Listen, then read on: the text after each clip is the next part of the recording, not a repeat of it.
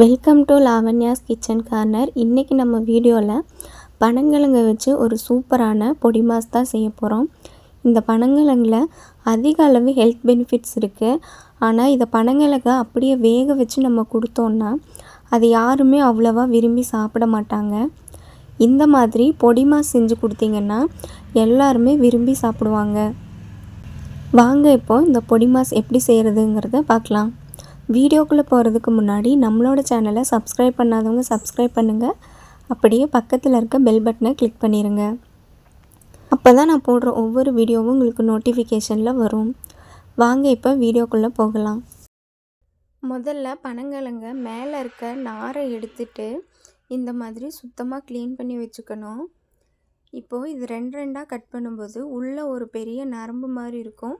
அதையும் தனியாக எடுத்துட்டு இப்படி ரெண்டாக கட் பண்ணி வச்சுக்கணும். கட் பண்ண பனங்கிழங்க ஒரு குக்கரில் சேர்த்துட்டு 1 ஸ்பூன் அளவு கல்லுப்பு சேர்த்துட்டு 1 சொம்பளவு தண்ணி ஊற்றிட்டு இதை குக்கர் மூடி போட்டு ஒரு 10 விசில் விட்டு எடுத்துக்கலாம்.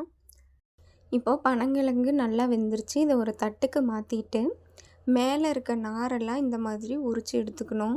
சுத்தமாக உரித்து எடுத்துடணும், இல்லைன்னா சாப்பிட்றதுக்கு கொஞ்சம் சிரமமாக இருக்கும்.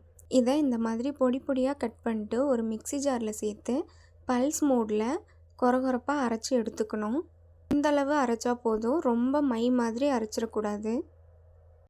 இப்போது இந்த பனங்கிழங்கு தாளிக்கிறதுக்கு ஒரு கடாயை சூடுபடுத்தி அதில் 2 ஸ்பூன் எண்ணெய் சேர்த்துட்டு எண்ணெய் நல்லா காஞ்சதுக்கப்புறமா 1/4 டீஸ்பூன் கடுகு சேர்த்து பொரிய விட்டுடலாம். இதில் 1 ஸ்பூன் அளவு கடலைப்பருப்பையும் சேர்த்துக்கலாம். இப்போது பொடியாக நறுக்கின 3 பச்சை மிளகாய் கருவேப்பிலையும் அதில் சேர்த்துடலாம்.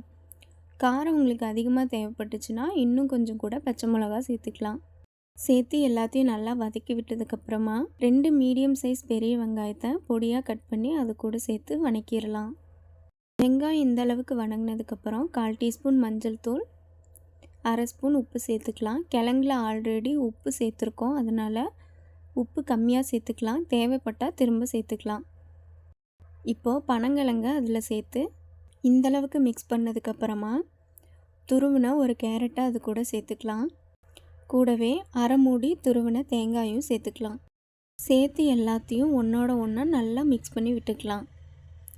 அவ்வளோதான், சூப்பரான பனங்கிழங்கு பொடி மாஸ் ரெடி ஆயிடுச்சு. இந்த ரெசிபியை நீங்களும் உங்கள் வீட்டில் ட்ரை பண்ணி பார்த்துட்டு எப்படி இருந்துச்சுங்கிறத எனக்கு கமெண்ட்டில் சொல்லுங்கள்.